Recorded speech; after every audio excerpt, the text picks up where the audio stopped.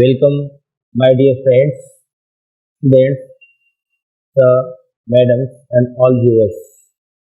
Me, Devendra K. Srivastava, are going to start today a new topic, that is capacity to contract. This topic coming under the Law of Contract Act 1872.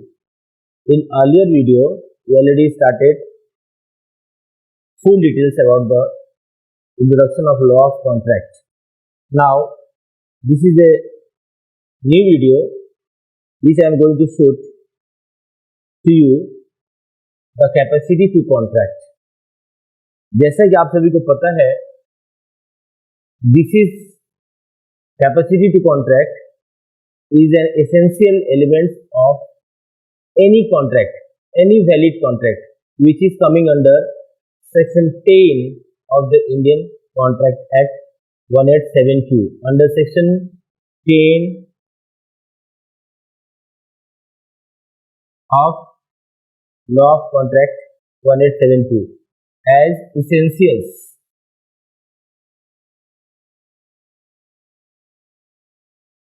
elements of a valid contract. Very simple and essential elements of a valid contract. Now we are going to discuss who are capable to make any legal contract. Under this topic, we will discuss who persons are capable to do any legal contract between two parties under the Indian Contract Act 1872. Now brother, friends, आप सभी को जानना है कि capacity to contract मतलब क्या होता है. मैं थोड़ा सा बता दूं. कैपेसिटी टू कॉन्ट्रैक्ट, कैपेसिटी के मतलब the capability to make any valid contract. जैसे कि मैं हर क्लासेस में एग्जांपल देता हूं. यहां मैं दो पार्टी X और Y रखता हूं.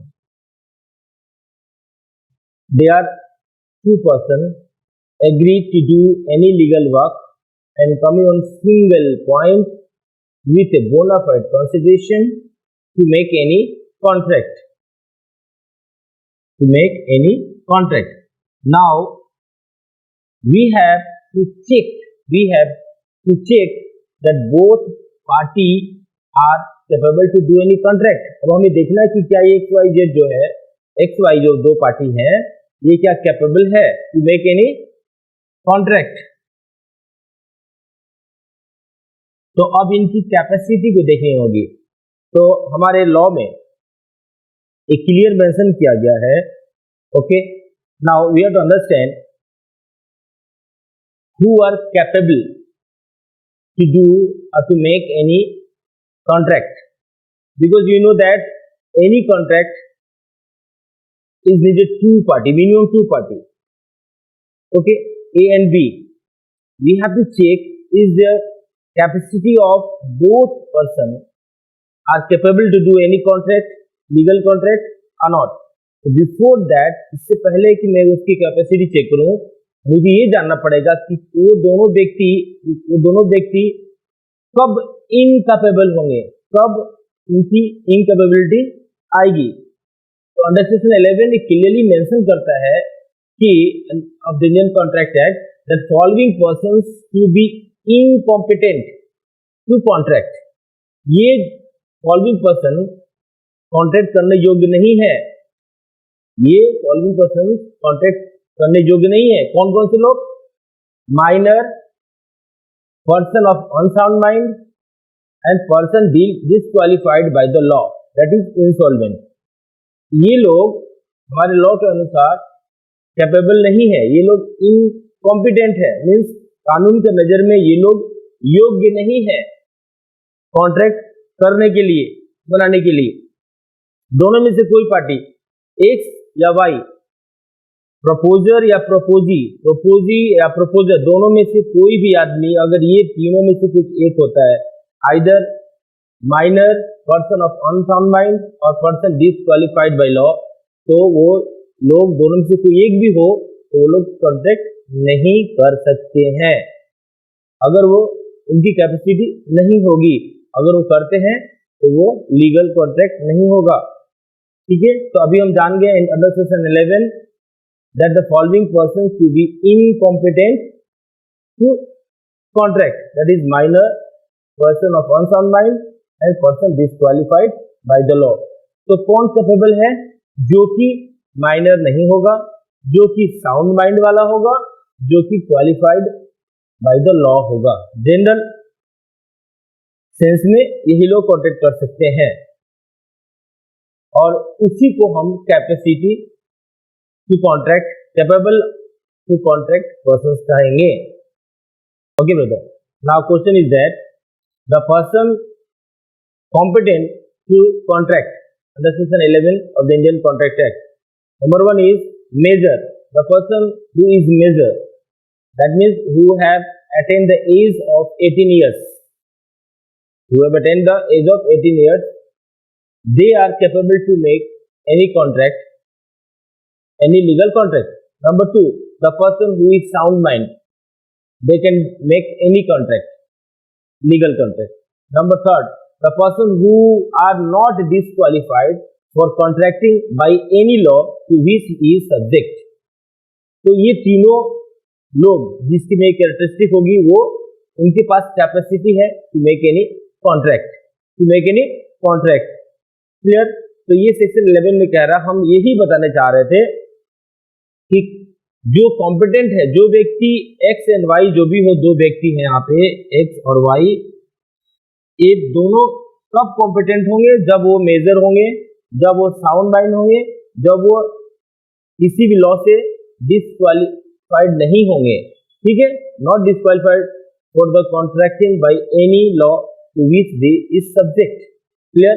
तो ये जानने के लिए हमें ये जानना पड़ा कि who are not capable to make any contract. इसके पहले बताया ना हम, जो माइनर होगा, जो अनसाउंड माइंड होगा, जो इनसॉल्वेंट होगा, ये लोग कॉन्ट्रैक्ट नहीं कर सकते हैं वैलिड कॉन्ट्रैक्ट। और ये जो मेजर होगा, जो साउंड माइंड होगा, जो not disqualified for the contracting by any law to which they subject, ये लोग कोई भी वैलिड कॉन्ट्रैक्ट कर सकते हैं।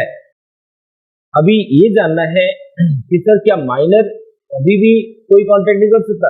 एक्सेप्शन केस में कल आती है कि कभी कभी रेयरली केसेस में ऐसा होता है कि माइनर के साथ भी हमें कॉन्ट्रैक्ट करना पड़ता है। तो यहाँ पे क्या होगी, इफ किसी भी कारण से अगर माइनर के साथ कॉन्ट्रैक्ट होती है तो इसमें क्या होगा?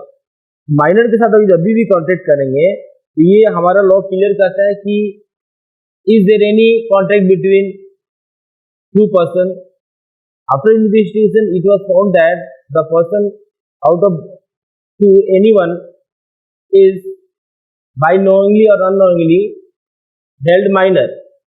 तो इसमें क्या होगी कि कॉन्ट्रैक्ट तो कर दिया, लेकिन minor are not bound to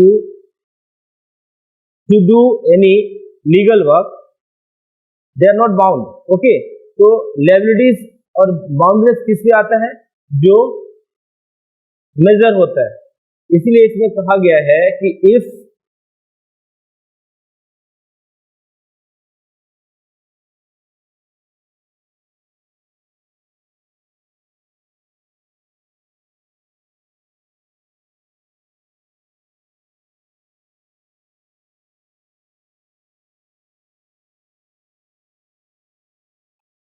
now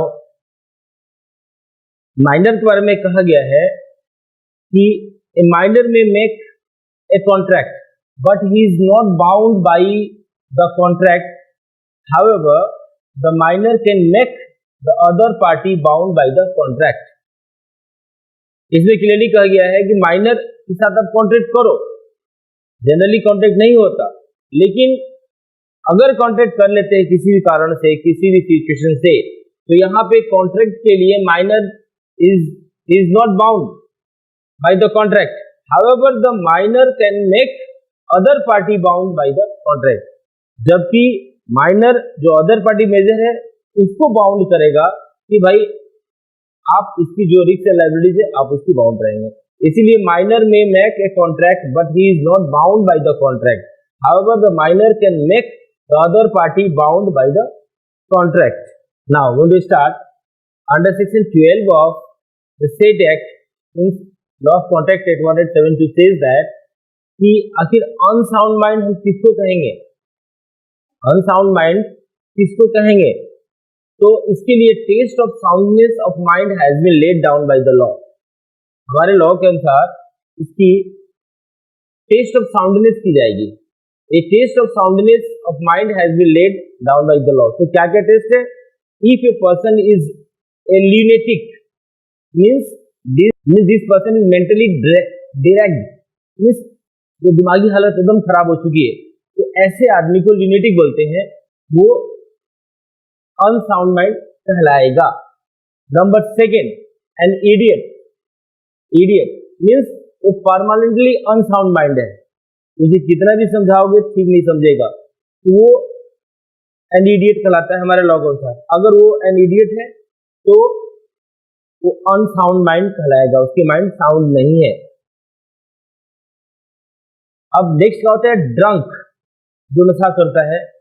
intoxicated, जो शराब पीता है, और वो जो नशा करता है इंटॉक्सिकेटेड. और